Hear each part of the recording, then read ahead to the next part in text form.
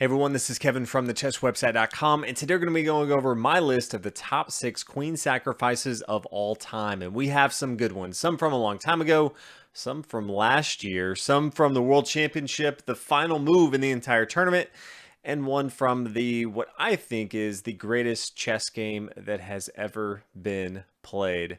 So with that, let's go ahead and dive into my list.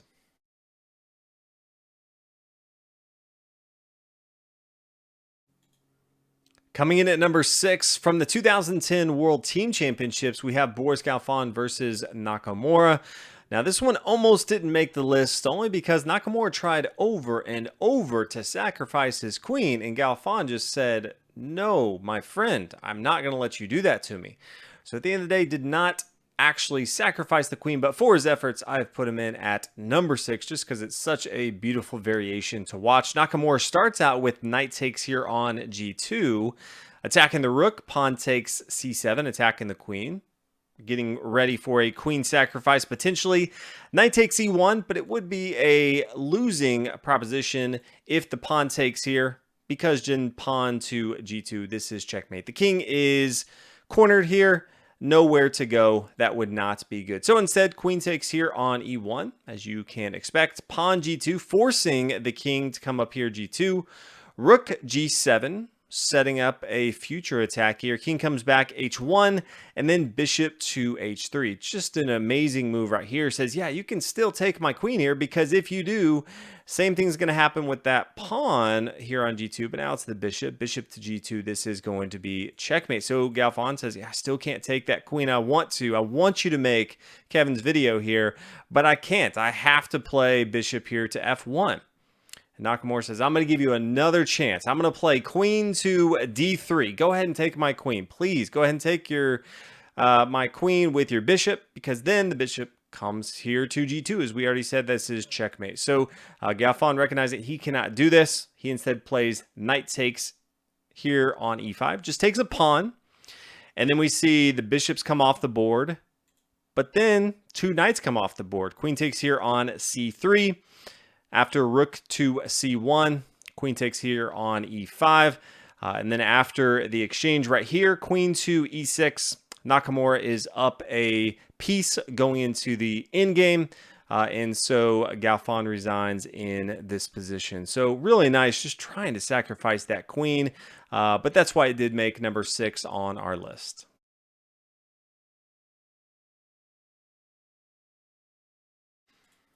Coming in at number 5, we have Komodo, one of the greatest attacking players of all time. In 1969, facing off against Grandmaster Suetin.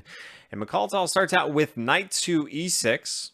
Pawn can't take. It's being pinned down by the queen here on h5. Bishop takes. Pawn recaptures. You have the pawn, queen, and rook all eyeing down this f7 square.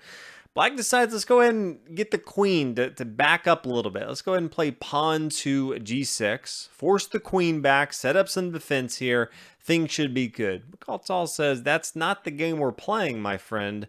I'm trying to make the chess website's video in the future. And he plays queen takes here on e5. After the pawn recaptures, pawn takes f7. Suetin decides to go ahead and resign. He realizes he made a terrible mistake. Anytime Tal sacrificing their queen, you know you're pretty much done with. So in this position, he resigned. Now, if he continued, there's no good way for him to continue. King to f8, less checkmate. Bishop here to h6. That's not going to work here. If instead he stays along the 8th rank, well, then all of a sudden the pawn pushes forward and you exchange that pawn for a rook. Well, that's not going to work here. Now the rook is hanging here on a8. Bishop to f5. The knight and the pawn can't capture. It's double check here. The king has to move. That's not going to be good.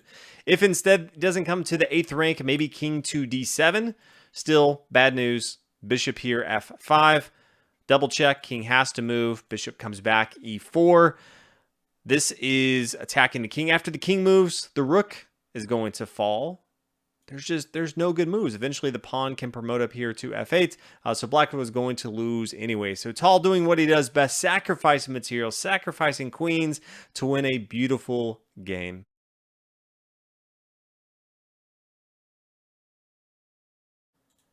Coming in at number 4, we have two of the top chess programs playing against each other. These are programs better than any chess human in the entire world. It's crazy to actually watch them sacrifice a queen to win a game, but that's exactly what we saw in this recent match between Komodo and Winter. Komodo playing the white pieces, much stronger chess engine than Winter, but Winter is still a very strong engine. And Komodo starts out with queen to h5 in this position, eyeing down this f7 square. At least it looks like that to some extent. We do see Winter play rook to e7. And then Komodo said, that's actually not what I was looking to do. I have other plans, and that is to sacrifice a queen to make this video. And after the king takes here, you can see rook takes h3. King comes back here to g8. And then the move knight to g6. And this is the dagger. There's no real way to stop this. This pawn, and this is where it all kind of sets up from, is being pinned down by the bishop here on b3. So the pawn can't move to stop this knight at all. So the knight's just hanging out there. The other pawn here on h7 was taken by the queen. That's what the whole sacrifice was set up from. And now rook to h8. How do you really stop that? You can delay it a little bit. So queen to h5, yeah, it delays it by a move. Rook down here to e1 check. But then after that, it is game over. And one of the best chess engines out there falls to a queen sacrifice from Komodo.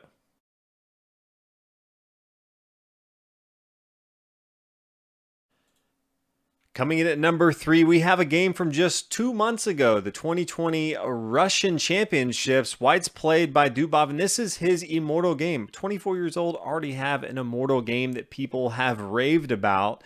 And his opponent playing the black piece is Sergei Karyakin. And what's nice about this is we see a sacrifice and the game doesn't end for 20 more moves. Sometimes you see a queen sacrifice and it's 2 or 3 moves later and it's like, okay, I can start to piece together why he came up with that combination. But when you start looking at 20 moves down the road, you start to wonder, how in the world was he able to calculate that? In this position here, we see Karyakin plays bishop to e6. And Dubov says, I'm going to go ahead and sacrifice my queen here on g6. After the pawn takes, then the rook takes here on e6, attacking the queen. You can see there's a lot of attacks and potential threats happening here. The queen's under attack, but once the rook moves, that's a discovered attack on the king right here. We see queen to f7 makes a ton of sense here. Bishop comes back to c3, gobbling up some material here. King to h8, got to get it off that diagonal here. Rook comes back, attacking the queen. Queen f5, rook up here to e7. Both of these bishops still doing a lot of work. You can see this dark square bishop eyeing down the g7 square along with that rook here. So rook to g8. Let's go ahead and exchange that for the bishop. Rook to g8, but now it's just playing defense mode. Pawn takes c7, preparing to promote to the 8th rank here. Queen comes back to c2, bishop e5, centralizing that. King comes out of the way, bishop b6. Pawn h3, just a little safe square for that king here. King h7, rook over here to e1, getting all of his pieces developed and threatening in combination with each other. Pawn to a3, king h2. We have pawn to g5, knight d4, centralizing the knight here. And then after a few moves later, and a few more pieces come off the board, knight c5 check, rook over here to d8. And in this position, Karyakin decided to resign. Too much material for him to cope with in the endgame. So fantastic combination to see that queen sacrifice over here for a knight, knowing that because he has so many threats that he can win the game 20 moves later. And this could have gone on. It could have been 25, 30 different moves later. So that is why it is number 3 on our list.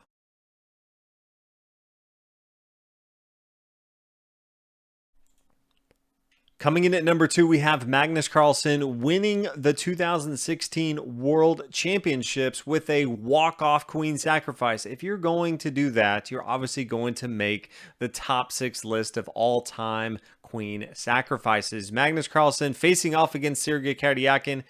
Karyakin making this list twice for probably the reasons he doesn't want to, but kudos to him for making the World Championship against Magnus Carlsen and taking it to tiebreakers. I have a whole series on that if you want to watch those videos, but the tiebreaker is definitely more exciting than the rest of those games. But in this, Magnus Carlsen, he's under attack, brings his king back here to h1, queen down to f2. Sergei Karyakin saying, I think I can win this. I think I can be world champion. I can play queen to g2. This thing is good to go. Magnus Carlsen says, no, my friend. I play rook to c8, king to h7. And then we have walk-off time. We have queen to h6, queen sacrifice. And in this position, Sergei Karyakin said, you got me. You're the GOAT. I resign. Magnus Carlsen wins the World Championship because if the pawn takes here, then rook takes here on f7. And this is checkmate. Fantastic way to win. Remember, in this tiebreaker, these are rapid games, so there's not a lot of time to think. For Magnus Carlsen to be under this pressure and then find a queen sacrifice to win the World Championship, that is why he is the greatest of all time, coming in at number 2.